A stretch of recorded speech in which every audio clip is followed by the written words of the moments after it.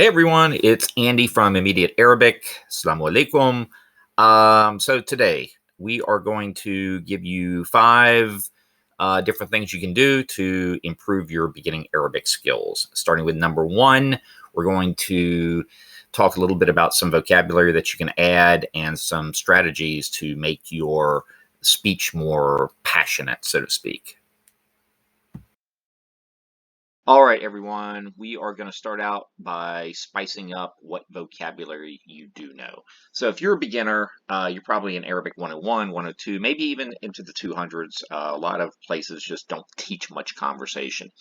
So we're going to have a limited vocabulary. But if we can add in a few words and a few ideas, we may be able to kind of spice up your conversational skills. So one of the words I really like is over here on the right, and it's Belashek. So Belashek is no doubt, or without a doubt. Okay, so you can always say, you can answer a question with nam, or if it's a question and you want to put a little bit of passion behind it, you can say, "Oh, Belashek," without a doubt. Second couple words we have here is ana oheb. So ana oheb is I like. You really should know this word, especially at the beginning level, because it allows you to say I like this, I like that. It allows you to ask questions. So I like ana oheb pizza, ana oheb shawarma, ana oheb sayara or sayarat cars.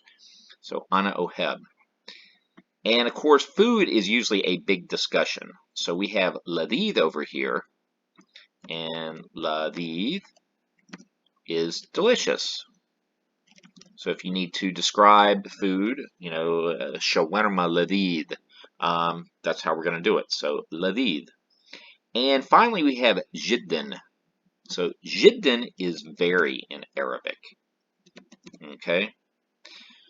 So let's just kind of show you a template here on how you can add not just these words, but you can put in your own, what you like, and what will give you some spiciness, if you will, to your conversation. Let's say somebody asks you, do you like kepsa? Kepsa is the Saudi national dish, basically. It's chicken and rice, and it is absolutely wonderful. I love it. I could eat it 4 or 5 days a week, and sometimes have before. So if somebody said, "Tuheb kepsa," do you like kepsa to me? I would say, Belashek, without a doubt. Ana oheb kepsa. I like kepsa. Kepsa ladid. Or I could say, Kepsa ladid jiddan. Very. So, it's very delicious.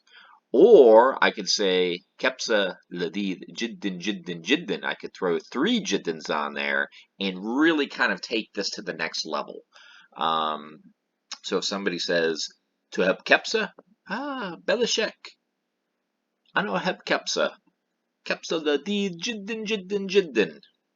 So that kind of gives you a template. It spices up conversation, and you can use this in a variety of ways. When I was living in Jordan, a lot of times during cab rides, we have these conversations, and a lot of taxi drivers wanted to know, do you like Jordan? Tuheb el Urdun? And I'd go, Belashek, Ano heb el Urdun, El Nas, Latif, or Lutafa, Wa el Tam, Ladid, Jiddin, Jiddin, Jiddin. The food is very, very delicious. So again, you can just use this as a template and learn about 4 new vocabulary words here.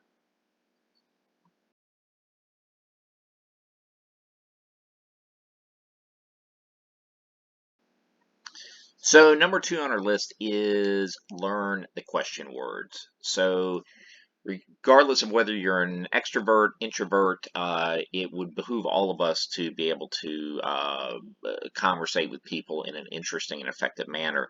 And you'll find that people want to answer questions, whether you're talking in your own language or in another, and they're humbled and they're happy that you're asking them something. So We have basically 5 words we're going to get into right now, and the first one is men. So men is who in Arabic. Then you have matha and ma. So matha and ma. Now this is what. Now I will caution you here, in Arabic, or at least in Fusha Arabic, there are 2 different ways of saying what. And ma is used without verbs normally, while matha is used with verbs. So, what is it? Mahua. That's without a verb, so we use ma. If you said, what are you studying? Matha tedrus, that sort of thing. Finally, meta is when. Obviously, time is important in a lot of conversations. So meta is when. And then aina is where. Okay. And finally, limada is why. So, again, we have min, matha or ma, meta, aina, limada. So these are our 5 question words. And even if you don't have a whole lot of vocabulary, you can still use these words simply by themselves or with your limited vocabulary and get good information out of somebody.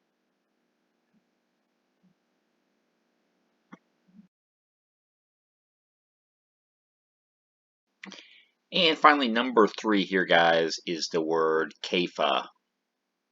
Kefa is how in Arabic. So I like this word, and the reason I like it is you don't have to sit there and ask, exactly, describe something of this. You can just get away with kefa a lot of times. So if kefa is how, and you know kefa from kefa haluka, kefa haluki, that sort of thing. So if you know kefa, you can just start kind of, this is kind of just plug it in. Kefa el jo, how is the weather? Kefa el funduk, how's the hotel? Kefa el ijaza, how's the vacation? And you can just kind of plug and play with all the information and the vocabulary that you have right now. And you're going to hear this a lot of times. Somebody's going to go, Kefa el Medina, if you talk about the city you live in, and then you're going to have to describe it utilizing whatever vocabulary that you know. But this is the thing, is take what you know, and then you can use this to ask questions. So if you're literally, sitting there talking about somebody who's from, say, Amman, Jordan, you can end up going, Kefa Amman, or Kefa el Medina, how's the city? How's the restaurant? Kefa el Matam. So this really is an important word that you should know anyway, but know how to use it more importantly.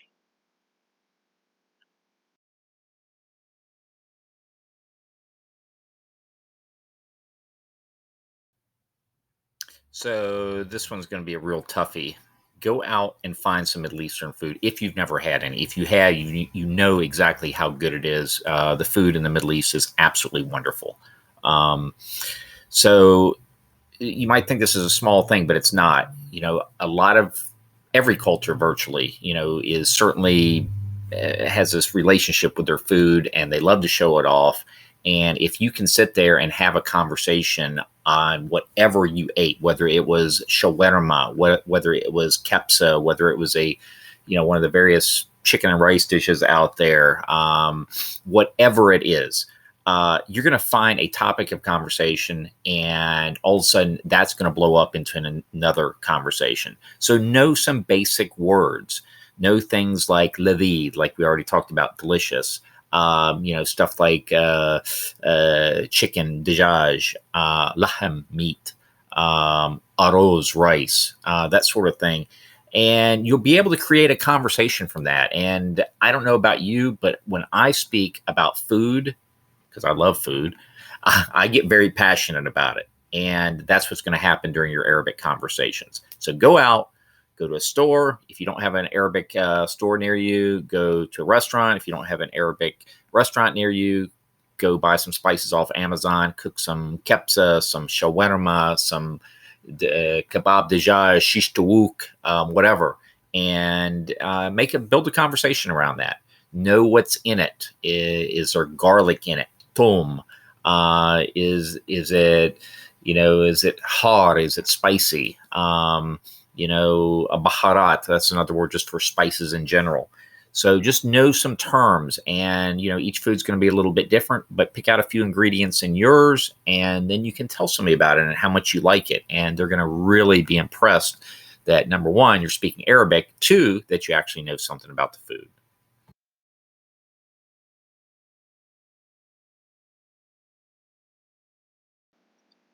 And number 5, we have just a couple strategic phrases or vocabulary that you can use.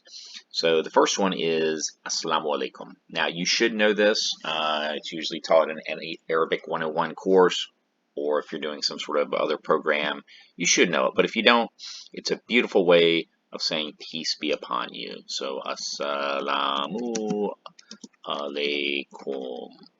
Peace be upon you. And it's pretty, it's beautiful. What a great way to go up to somebody and start chatting with them. And we also recommend knowing kind of the comeback to this, which is wa alaikum assalam.